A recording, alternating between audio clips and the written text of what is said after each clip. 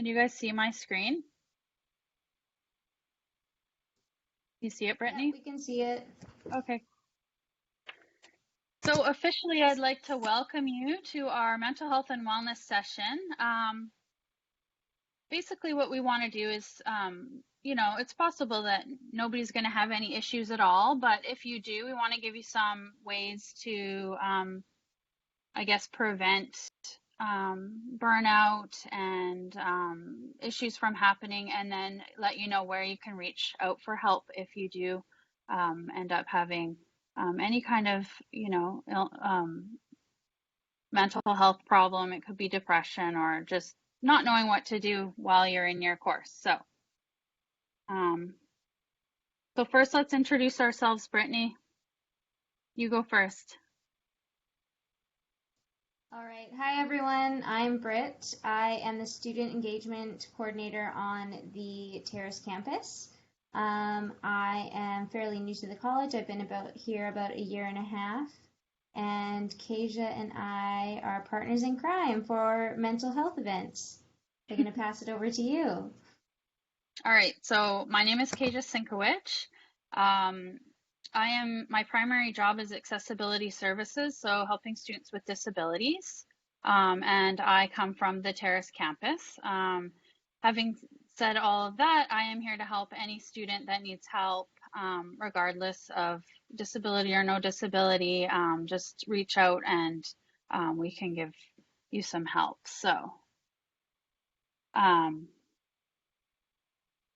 So we wanted to start out by asking you guys in the chat bar, which I know you know how to use now. Brittany, what do you think? So we just wanted you Okay, guys to add in the chat bar, sorry, Kasia. What do you guys think when you hear self-care, and what are some things that you do for your mental wellness and self-care personally? Do you exercise? Do you like to cook? Do you read? We want to see what you guys are up to. Oh, we have Allison. Allison goes to bed early. Good one. I like Sleep's that one. important. Yep.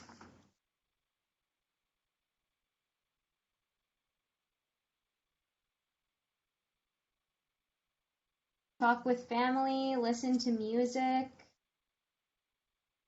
watch Netflix. I like that. Love taking my dog for a walk and listen to podcasts, go for a hike, do some stretching. Exercise, yeah, that's a huge one. Get outside, hike, and play Nintendo Switch.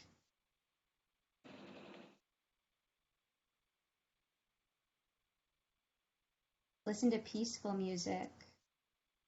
I think those are good suggestions. Yeah, those are all really great. I would add that I really like to get outside and hike. I'm an outdoors girl and spend time with my family too. And I will add that I am not really an outdoors girl, though I do love camping. I love cuddling with my cat, watching Netflix, and spending time with my family. Yeah. Okay, so I don't know if you guys know a lot about distributed learning. We've been hearing that, but I don't know if you really know what will be expected of you. So I just want to kind of give you some idea. Distributed learning is convenient because you don't actually have to leave your house. You can stay in your pajamas all day. You don't have to travel, so you don't have to get in the car and drive. You don't have to get up early. Your pets will love it, as you can see from this picture I included, right? They get to cuddle with you while you're doing your work. So it is kind of convenient. You might hear the word synchronous and asynchronous sessions. Now that just means synchronous sessions will be like what we're doing right now. The whole class gets together, we have some discussions, we might do an activity, and then the instructor will give you asynchronous things to do, which means things to do on your own. That could be write essays or take quizzes, read books, that kind of thing. So this can be a bit of a new way of learning and teaching for everyone. You may have done some online courses before, but it's new to a lot of us. So one of the things about this synchronous and asynchronous sessions is the lecture time is going to be less. So if you normally have a 3-hour class per week and it's like 3 hours in a row and you're sitting in the class and the instructor lectures for 3 hours and then you go home. This is going to be a bit different because most of the instructors will not lecture for the full 3 hours. They may lecture for one of the hours and then give you 2 hours worth of activities to do on your own once the call is over. So there could be a lot to manage because on top of that, there may be expectations beyond that, the extra 2 hours. So balance with your schoolwork and your expectations at home. For example, I've got kids at home, I've got pets at home. They think, hey, mom's home, I can beg her for treats all day. So there is some kind of, it could become stressful, I guess, with the balancing of all those expectations. You might find yourself, at first it might be fun, get to study from home. This is great. But after a while, you may experience some anxiety, stress, fear, worry, over keeping track of, everything that you have to do. So we want to give you some ideas about what you can do to maybe avoid that. So screen time burnout is a big deal. Basically, what they're saying is the synchronous sessions are very mentally demanding. So I know that I'm on video right now and you guys are looking at me and I'm worried about are my bangs straight and how am I looking? Did I scratch my face? So that can actually add to the mental strain on you. So some of the things to do would be to take frequent breaks. If you feel really drained and you can't focus anymore, I would suggest turning your camera off because that just takes away one piece of the drain. You could experience brain fog, headaches, body aches. So that's why it's really important to take the breaks. And I think that your instructors will be building breaks in, but definitely I would say for every hour that you spend on your computer should be taking at least a 10-minute break. Do something that you enjoy, move around, go for a quick walk, stretch, eat a snack, whatever it is. It's just important to take a break. And even bathroom breaks don't seem that important, but if you don't give yourself that time, then it can affect your mental health. Okay. So the other thing, and you guys are probably staying pretty connected with family and friends over social media, but this is going to be very important. You may be far from home, you may be at home, but it's still equally important to make time for your friends and family. So schedule a time for a call or a video call, send a text, send an email, just connect with people. It's easy to withdraw, but it's important to make an effort. Invite others to do activities online with you. So I know that my friends and I, we've set times to log on and just have talks, play games. My daughter watches movies with friends online. They just sync the movie together somehow and watch it together. So you could share meals or cook. Something to watch out for, and I know I mentioned it in another slide, but Brittany is the events coordinator, and so she has, I think she might link the schedule of events to the chat right now. Keep an eye on that because we are planning lots of activities, virtual games nights, cooking with Britt, that's going to be fun. What else are we doing, Britt? Virtual games, cooking, there's going to be hikes scheduled for local students. Yes. But and Allison in the chat here says virtual open mic. So this is one we're yes, all really excited about. Right. Yeah. I did link the calendar here. Right now there are no events for September posted, but they will be coming very soon. So just keep an eye on that events page on our website. And then also our Facebook is always a great place to check for events as well. Yeah. Okay. All right, so here are just some pictures I found, ways to connect with friends, with culture, with food. Food's a great one. And Brittany said that sushi looked good. Does look good.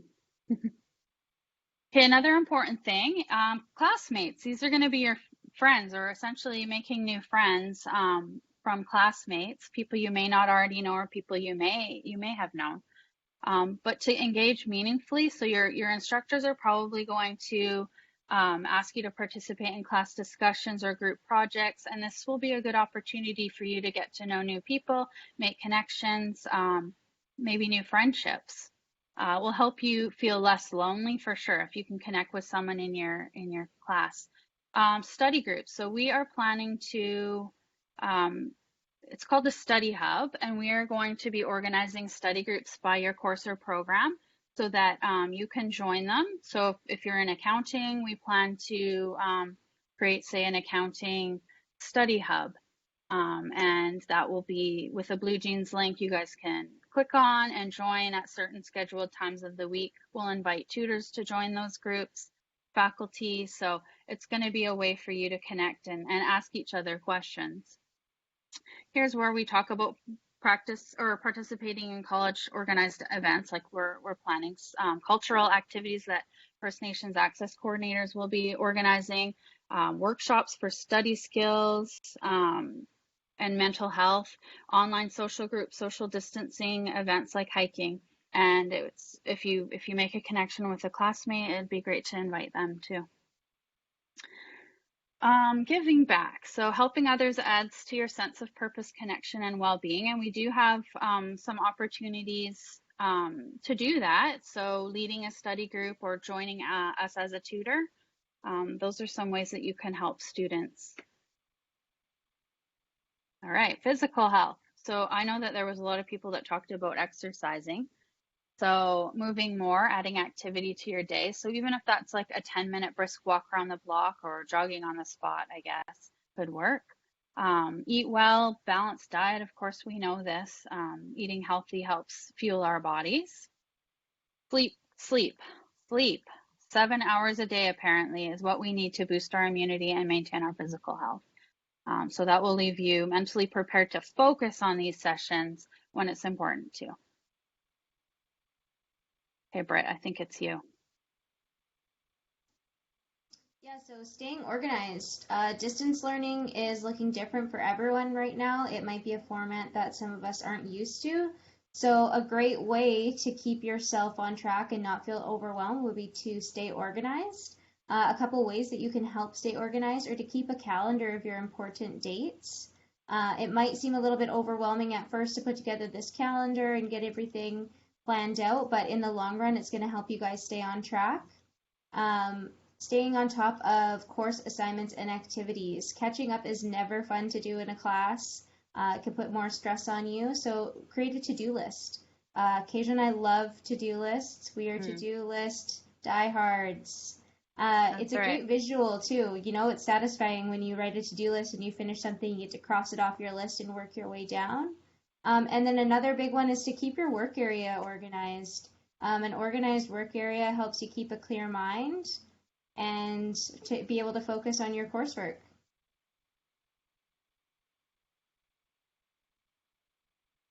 So Kasia spoke to some screen burnout at the beginning of the presentation here. So we just wanted to add this visual in for you guys. It's the early warning signs of screen burnout. So some ways that you could signal that you're getting some burnout going on with all your distance learning would be increasingly feeling irritable and as though you're on a short fuse. So you're just really irritated, or you're enjoying less of your activities that you previously liked.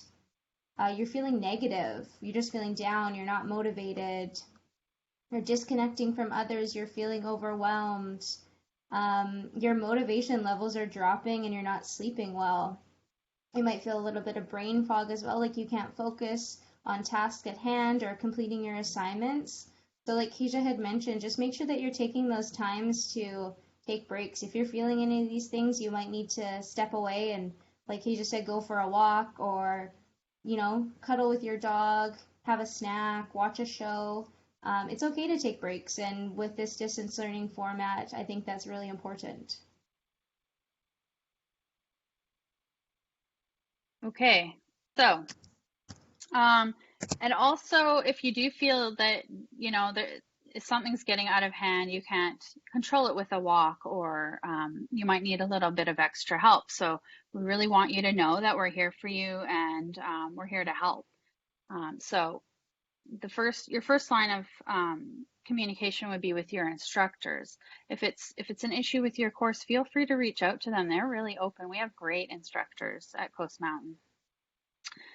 There's lots of academic support. So we have, and you'll meet these people tomorrow at a session tomorrow, but I just want to touch on them. But we have learning assistant specialists. Those are people that can help you organize your academic work with your writing assignments, information about plagiarizing and referencing. We have a tutoring program that's free for students. We're planning to develop some study groups, and you can get research help with the library. There's lots of help available. The session this morning with Lana touched on the Learner Services Brightspace. So you'll be able to self-register in that, and that's going to have a lot of resources for you and contact information. So there's financial resources, scholarships, bursaries, financial aid, emergency funds. Those are just some of the ways we can support students in financial need, because as we know, finances can be stressful. And I think that Friday are a couple of, is it Friday that Allison's doing some more sessions on that, on bursaries and scholarships? Yeah, so Friday, Allison has 2 sessions. She has one at 11 a.m., and that's awards, bursaries, and scholarships for Canadian and international students. Okay, so that will be a good one to go through. We have First Nations access coordinators who can provide cultural support, referral to campus and community resources, as well as help you communicate with your funders. Accessibility services, that's what I do. If you're a student with a disability, you may qualify for some accommodations like extra time on your exams. There's grants through student aid if you're a student aid user, and we can apply for specialized equipment. We have educational advisors. They can help you with your education planning, course selection, laptop loans, referral to campus and community resources, and likely you guys have all been in contact with an educational advisor, either an international or a domestic advisor. And counseling, we do have counseling services available, so I'm just going to touch on those a bit. Brittany and I do plan to do a more in-depth session in a couple of weeks. We know that this is a lot of information to take in right now, so we want to kind of repeat that in a couple weeks. The first couple weeks, I think everything will be great. There shouldn't be any major problems, but if there are, we're going to show you where to find the resources. So Keep Me Safe is our counseling provider. They're a free chat. You can chat, call, text. They're confidential. They're available 24/7 in multiple languages, and they have cultural knowledge, access from any country. So if you're in India, you can access this resource. Domestic and international customized resources on their website. So international students will have their own website, and domestic students have their own website. Basically, the information is very similar. It's just slightly customized for the needs of each group of student. Brittany's also going to include those links in the chat bar. I think I'll not go there right now, but just know that that resource is available. There is an app that you can download, and I'd like to play the video. How long is this video? I'm not sure. I'm going to wait till the very end, though. I'm going to go back to the video. And that will give you some idea about how to download their app. And you know what? It might not be that you need this support. It might be that your friend needs this support. So it's always good to have a good knowledge of what's available in case, you know, your friend is struggling. Aside from Keep Me Safe, there's another resource here, and I'm going to click on this, and it's going to take me out of here. But so Here to Talk is another resource similar to Keep Me Safe. It's customized for British Columbia post-secondary students. So anyone can access this, whether you're international or Canadian or from wherever. It's actually developed by the same company that does Keep Me Safe. It's in English only, so the differences are English only and customized for British Columbia resources, and there's an app still, and you can get free counseling. It's just one session at a time, whereas with Keep Me Safe, you can receive multiple sessions. So if this is just, you just need a quick talk to a counselor, you can just go to Here to Talk and it's a one-time thing. They give you resources, but if you think you need more ongoing help, then Keep Me Safe can provide that too. So let me go back. And Brittany, did you link that one into the Here to Talk? Yeah, so if everyone just takes a look at the chat, I've linked the Keep Me Safe International link and the domestic link, and then as well there's the Here to Talk link there. Okay. I also want to show you, I should have done this while I was out, where to find the resources on our website. So you're going to leave this presentation and you're going to be like, oh my gosh, I can't remember anything they said. So this is what you need to know. If you need help, you go to our website. This is our website first page. Student services bar there. And there's two important areas for this. Student support.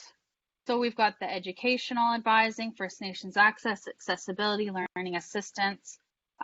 We have this button here, learn early alert referral. So this is actually something you can do. You can refer yourself or a friend if you think that they're in a crisis or need some help and you think they might not want to reach out and ask. So you can put their name, their location. It could be other if they're not in Canada. Student number, if known. So that would be, I believe, yeah. If you're referring yourself, you can put your name and you can put your student number and you can put your name again for a person reporting the issue and what program you're in. And then there's a bunch of check boxes. So what do you need help in? Difficulty in math, concerns about, what you're going to major in. If you feel like you have some substance abuse issues that you would like help with, college adjustment issues, poor class attendance. So you can self-refer. So that's also going to be in our Brightspace shell. So student support, and then down here, health and wellness. This is where the counseling information will be. Keep Me Safe information. And then there's information about, I guess Here to Talk is not there.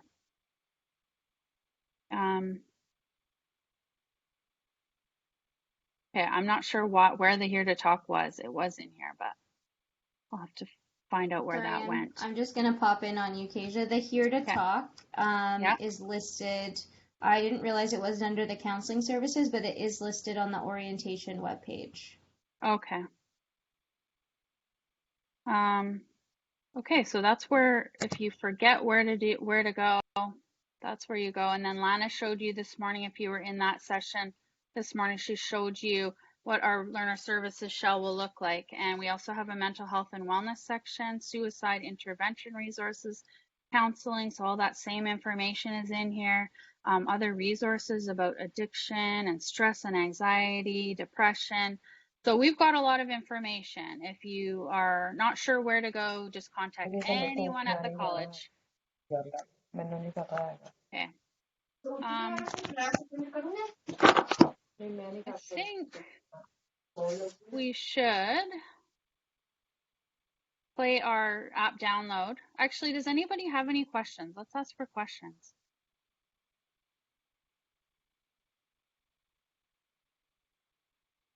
Feel free to use the chat too if you have a question. I can let Kasia know. Yeah, because I can't see the chat right now.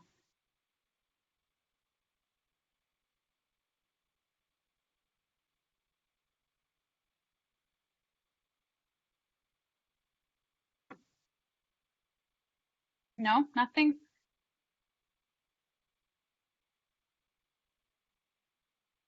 Okay, so I'm going to end on two notes. I'm going to tell you to remember. Pardon? Okay, so I'm going to end on two notes. Hi there. Hi. There are some questions in the chat. This is Allison. Okay. The first question. Just lost it here. The first question is, tell me how to download the app on the phone. Okay. And the second question is, are there any support from college for students with a brain disorder? With what, sorry? Brain? Sorry, can you repeat that, Allison? I missed the last one. It's a bit echoey. with a brain disorder. Okay. So the answer to that is yes, there are supports for students with brain disorder or brain injury. I would suggest contacting me and we can talk one-on-one about that, if that works.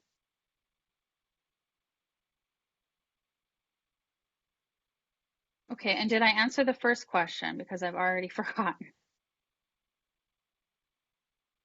So there's just someone in the chat and they're I know what it is.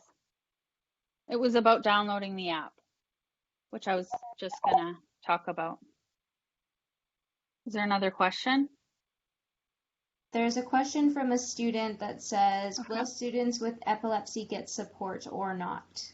Yes, there is support for students with epilepsy. So again, I would contact me. Brittany, can you put my email address in there? Can you spell my last name? I will try. I'm going to link it in the chat. Okay. So please, for that person, contact me, email me, and we can chat about that. But the quick answer is yes, there's support for that. So the video I wanted to show you is all about downloading the app. So that can be done through your app store. So whether it's Google Play or the App Store, the Apple App Store. So you would search for see it says my SSP. So that's what the name of the app is, My SSP Knows Faces. And I'm just going to play this quick video. I don't know how quick it is actually. And feel free to stay and watch it. And then when we're done, I'll be available for some more questions. And actually, anybody that wants to stay, I can help you with the app download. Does that sound okay? Yes.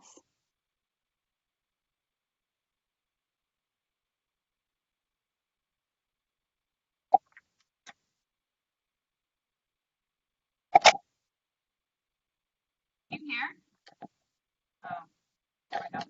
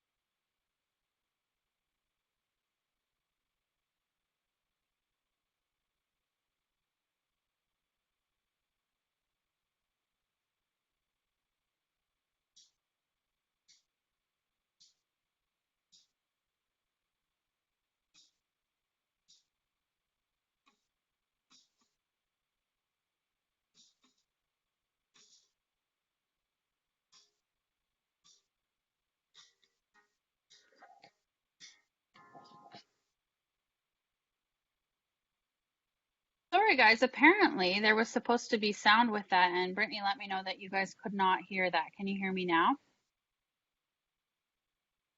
Can you hear me now? We can hear you now, Keisha. Jill and I So, have just added the links to okay. download the app in Yeah. the Apple Store to the chat as well for Yeah. students. It is a catchy tune, so I suggest watching it later. Um, so if anybody wants some help downloading that, just stay on the line, and I'm available still for some questions. Brittany can answer some questions, so put them in the chat or let us know.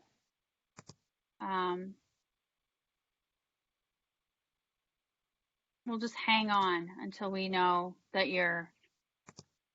But if you're going to leave, thank you for coming to our session. We do appreciate it.